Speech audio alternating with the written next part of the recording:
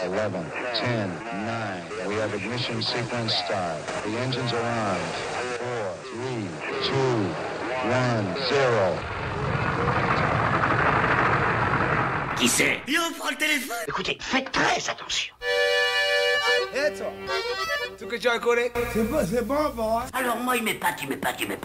C'est cela, oui. Je cours les concours, il paraît que j'ai tout pour. J'ai toujours tout gagné, mais ça m'a rien donné. Alors ça, c'est très tordu, mais bougrement intelligent. Ici, voici le 6e bulletin d'information. Les chroniques de PVL sur RJR. Alors Vincent, bonjour. Bonjour. Alors moi je suis content de vous rencontrer pour... je vous ai découvert avec Chimère 1887. Je crois que c'est le 3e tome, hein, c'est ça? Exactement, oui, c'est le 3e tome qui est sorti en octobre 2013. Alors comment s'est fait le projet? Est-ce que c'est le scénariste qui est venu vous chercher pour vous proposer de faire cette histoire, ou c'est vous qui lui avez dit moi là j'ai des idées, j'aimerais bien ça, ou envie de travailler dans telle période, ou est-ce que vous travailliez avant? Comment ça s'est fait j'allais dire cette symbiose, parce qu'on sent qu'il y a quand même une harmonie, une symbiose entre les deux. Ça m'a un peu tombé dessus en fait. J'étais sur une autre série avant et ce qui s'est passé, c'est que c'est mon éditeur en fait qui a joué son rôle d'éditeur en fait, et qui a créé ce mariage-là en me disant on a un scénario actuellement, les scénaristes aimeraient bien travailler avec toi, lis-le, dis-nous ce que t'en penses, est-ce que ça t'intéresse, est-ce que tu le sens? Donc du coup on m'a fait passer un synopsis de toute la série là, des 6 albums. Donc voilà, j'ai pris le temps de le lire et puis j'ai vu qu'effectivement, alors moi auparavant, j'avais fait des choses dans cette époque-là, 19e, donc j'avais aussi beaucoup de documentation. Vous aviez fait quoi avant?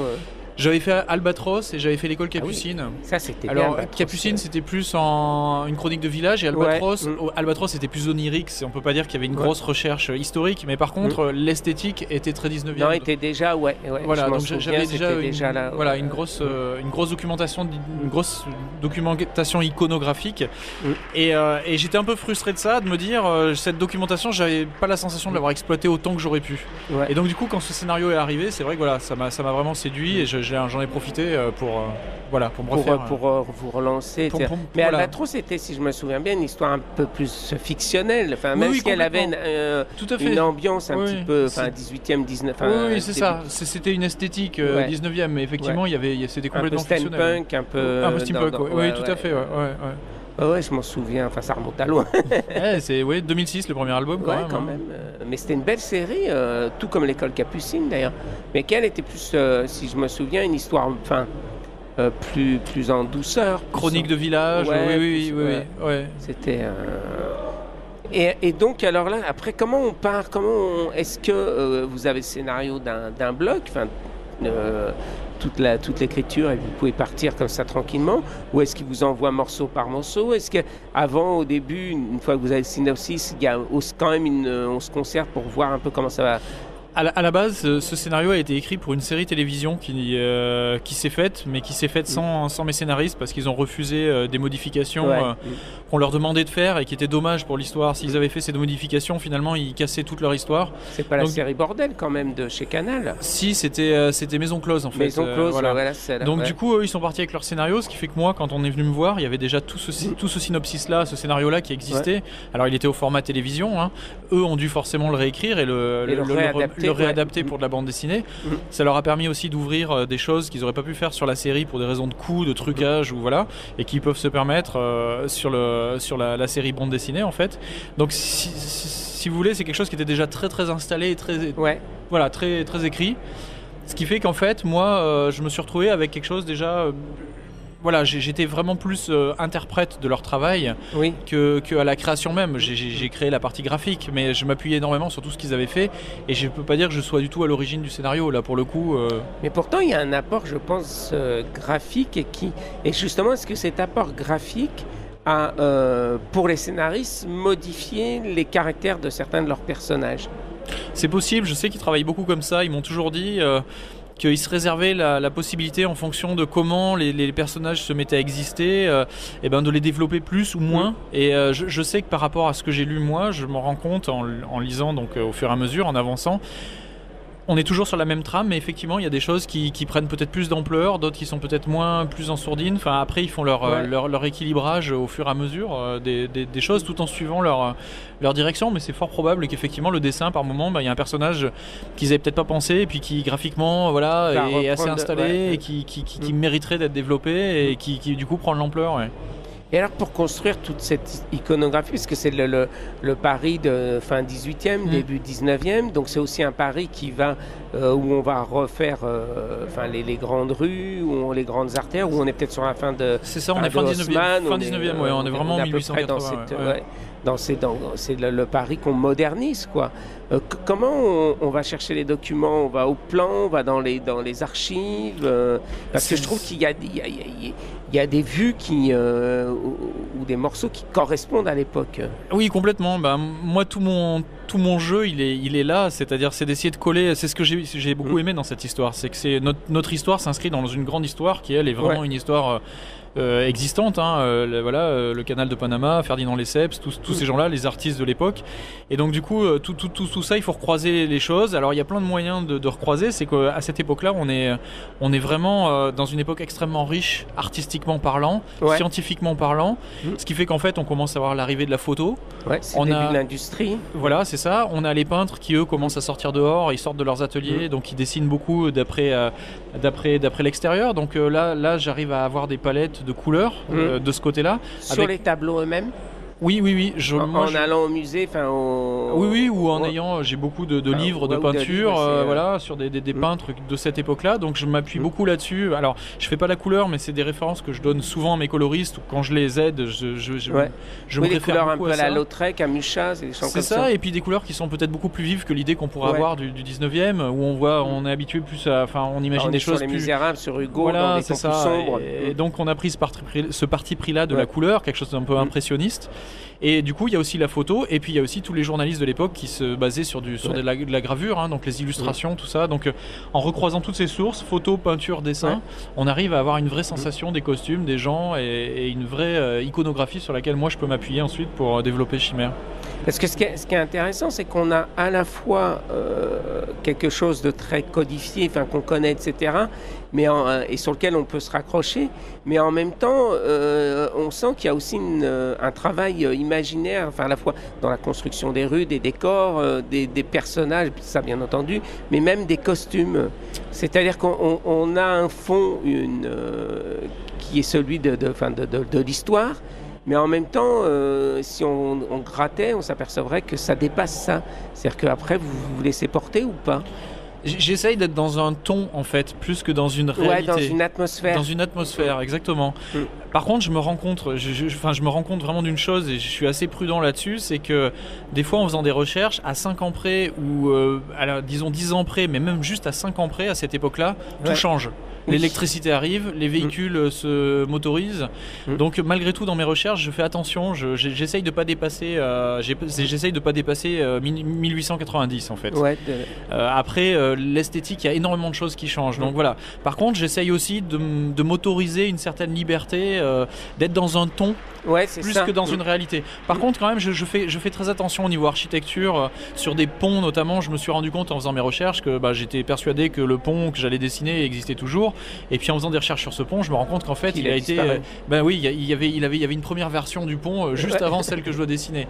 Donc ça m'est arrivé d'écrire à des mairies, d'essayer de recouper les choses, d'aller vers justement de la gravure, de l'illustration, pour retrouver des détails du pont et essayer d'être sur une île aussi, sur une île où il y avait une statue là sur le tome 2. Je me suis rendu compte que cette statue avait été déplacée entre maintenant aujourd'hui l'endroit où se trouve la statue et l'emplacement où elle était à l'époque. Donc ça aussi, j'essaye quand même de recaler les choses, parce que j'essaye de ne pas oublier qu'il y a sûrement des gens pointus dans certains domaines qui vont lire Chimère, et l'idée c'est d'essayer de les surprendre, ou en tout cas de ne pas les décevoir. Voilà. De rester quand même dans le vrai, quoi. Voilà, je me sens un peu la responsabilité de ça, c'est ma petite tambouille, je pourrais tout à fait me passer de ça, mais c'est aussi mon petit plaisir d'essayer de me dire, et puis quand quelqu'un me fait remarquer qu'il est agréablement surpris parce qu'il a vu qu'il y avait un petit détail qui avait été respecté, ça fait plaisir, puis ça veut dire que le livre a une certaine authenticité. Ah oui, mais moi ce que j'aime bien, c'est ça, c'est à la fois parce que son côté authentique, son côté véridique, son côté qui colle à l'histoire, mais en même temps il ne se laisse pas étouffer par ça. C'est-à-dire qu'il garde quand même son côté de la fiction, d'imaginaire, d'y apporter sa propre patte, tout en restant dans les codes et dans les dans ce qu'est l'époque. Oui, c'est ça, c'est effectivement ça. Et ça serait l'idée, ça serait d'être plus dans la sensation et dans l'atmosphère, plus que dans du détail pile poil. Ce qui fait que d'ailleurs, effectivement, on est complètement dans... Enfin, moi, j'ai beaucoup travaillé et interviewé Alphonse Boudard sur les maisons closes, un des spécialistes, et je retrouve ce qu'il me racontait, ce qu'il me disait sur ces maisons closes, sur cette atmosphère, ou sur cette atmosphère qu'on a pu lire dans Paul Féval, Ponson du Terrail, c'est Paris de l'époque, quoi, dans les romans un peu comme ça. Oui, tout à fait. Et puis il y a pas mal de témoignages des filles de l'époque. Il y a pas mal de filles qui tenaient des journaux, qui ensuite sont devenus des livres. J'ai lu pas mal de choses là-dessus, donc le fait de lire aussi, c'est ce qui est intéressant, c'est qu'on est aussi dans cette sensation. Et on n'est peut-être pas forcément dans une image, moi j'ai une certaine liberté derrière avec l'image.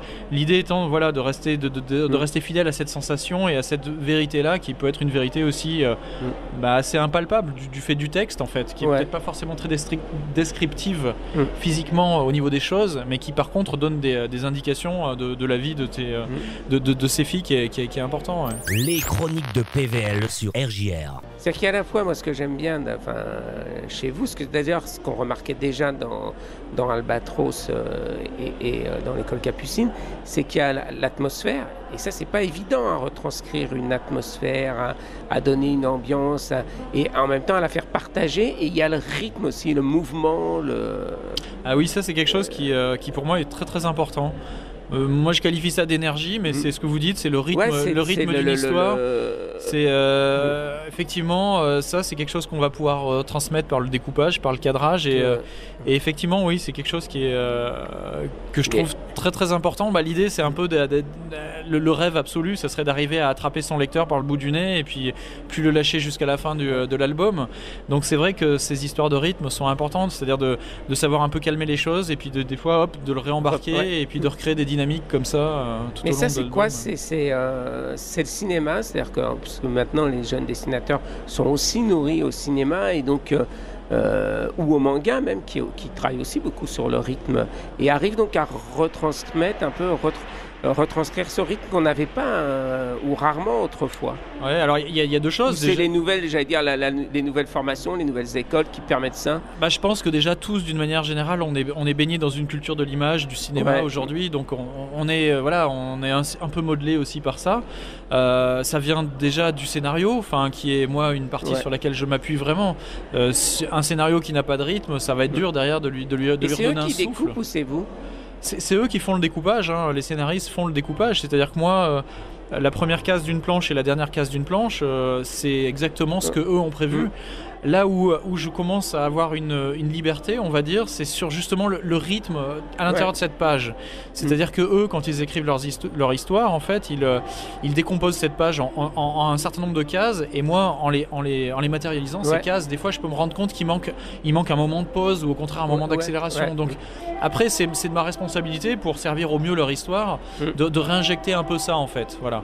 Donc je prends certaines libertés, en étant toujours au service de leur texte et de leur histoire. À aucun moment j'enlève des bulles ou quoi, je garde bien le développement sur la page. Par contre, je m'autorise de plus en plus à avoir des cases, des pages qui vont des fois se découper en 3 strips, ou au contraire avec des strips 1, 2, 3, 4, 5, 6. Là j'ai quasiment 6 strips. Alors que c'est vrai que Christophe et Mélanie, quand ils écrivent leur scénario, ils sont plutôt sur on va dire des pages de 4 strips. Petit à petit, je me suis rendu compte que c'était en fait ma responsabilité de redonner encore un peu d'énergie, parce que c'est pas forcément des choses que eux peuvent anticiper à l'écriture. Donc là c'est mon travail de dessinateur, de leur proposer quelque chose qui finit de porter leur texte, peut-être même de mettre des respirations. Ça m'arrive des fois de recouper des bulles ou de faire courir des bulles sur 2 cases, de redécomposer des choses. Et c'est vrai que ça contribue à redonner du souffle à une planche et à finir de bien rythmer les choses. Et il y a eu une formation à l'animation.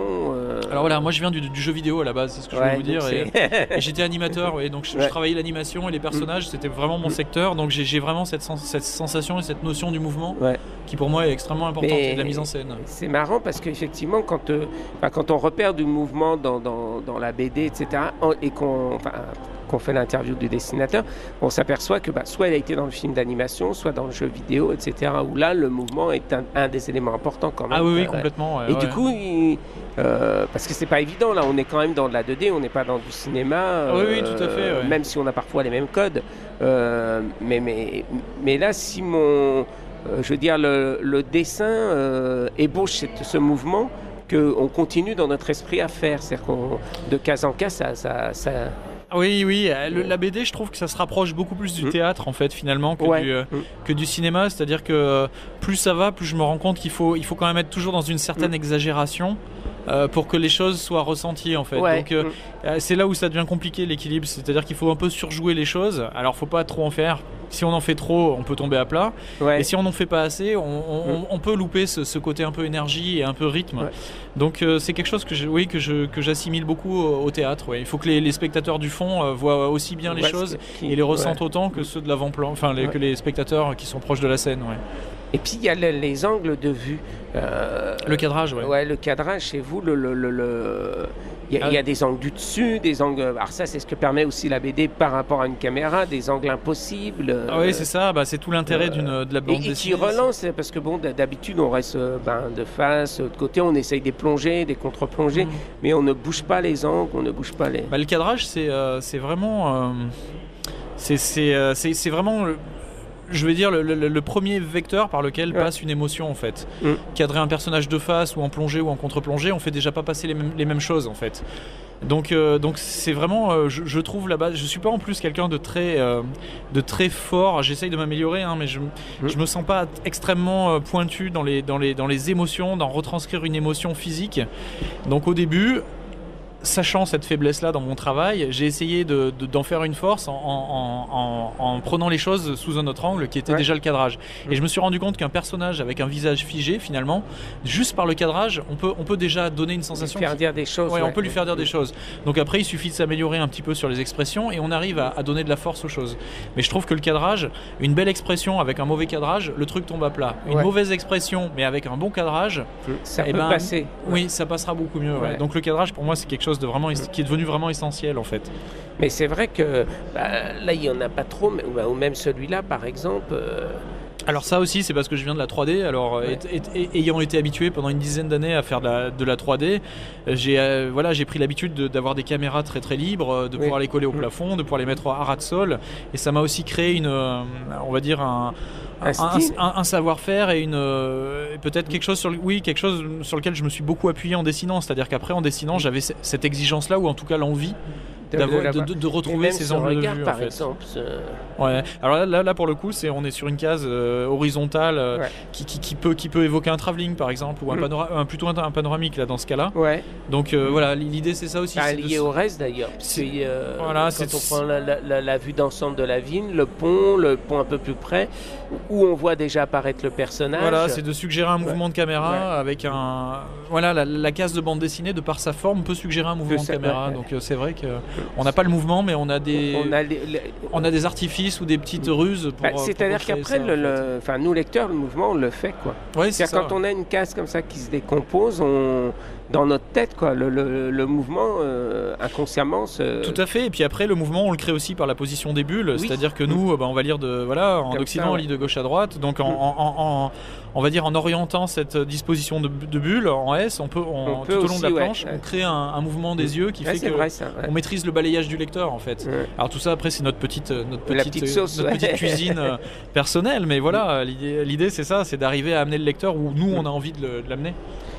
Mais même celle-là, par exemple, où on part du gros plan de regard, du regard.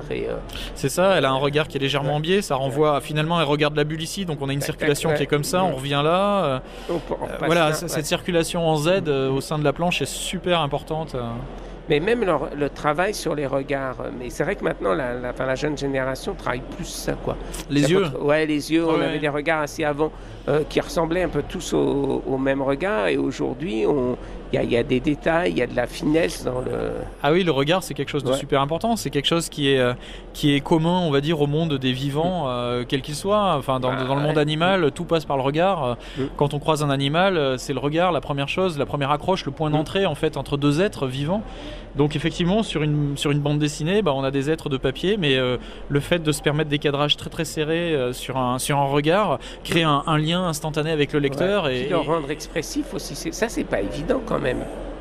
Oui, c'est tout donné dans le là, c'est des points de lumière, des points de Oui, ça va être sur des jeux de reflets, ça va être sur des plissements de paupières supérieures ou inférieures. Oui, tout à fait. On peut. Mais ça, je pense que ces choses-là. Enfin, moi personnellement, je suis un grand admirateur de Sergio Leone. Ouais. Et lui, c'est typiquement quelqu'un qui a mis le regard au cœur de son œuvre et de son travail.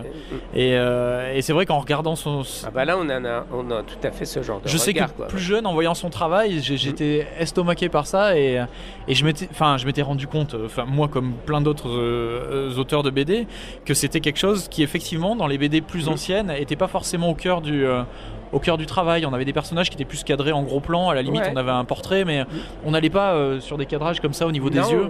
Jamais.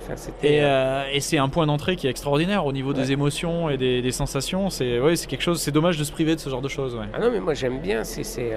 Et ça aussi, Là, en plus de ça, sur cette planche, on est au cœur d'un moment un peu d'hypnose. Ouais. C'est un personnage qui commence à avoir des flashs sur son passé. Donc c'est très intéressant d'être extrêmement cadré sur les yeux et d'avoir limite 2 tunnels d'entrée pour pénétrer dedans. Oui, on rentre dans sa tête quelque part. Dans la symbolique, c'est ça. Ouais. C'est énorme, mais je trouve que même après les atmosphères d'ambiance intérieure, là il y a à la fois la couleur qui joue, mais aussi le détail du crayonné, de l'ancrage. Oui, l'ancrage c'est quelque chose que j'aime énormément. J'aurais beaucoup de mal à m'en passer en fait. J'ai beaucoup de petits camarades qui travaillent au crayon direct. Moi, l'ancrage est important et j'aime bien ces jeux de contraste, de noir franc, de blanc. C'est un vrai. Je crois que. Mais même là, par exemple, la vue de dessus qui est. Alors ça aussi, c'est rendre un personnage qui est en train de tomber dans l'eau. À essayer d'avoir une chute qui soit un peu impressionnante sous l'eau. Je me suis dit, ma caméra, pourquoi je la mettrais pas sous l'eau et pourquoi le personnage ne tomberait pas dessus avec les petits cailloux qui passent à droite et à gauche de la caméra et qui donnent cette sensation de mouvement. Voilà, parce que après c'est ça, c'est essayer de trouver une ruse, d'avoir une image qui soit forte, impressionnante et qui symbolise le mouvement. Mais typiquement pour une case comme ça, il y a eu beaucoup d'essais. Ouais. Et le prochain tome, donc, c'est en octobre. Alors, le prochain tome, ce sera le tome 4, il sortira en octobre. Ouais. Voilà, c'est une série qui compte 6 tomes. Très bien. C'était très bien. Ouh là là. On va faire le trou normand, le calvadis ou les graisses, l'estomac se creuse et il n'y a plus qu'à continuer. Ah bon? Voilà, monsieur. Oui, mais comment on boit ça? Du sec. Avec... Pour les concours, il paraît que j'ai tout pour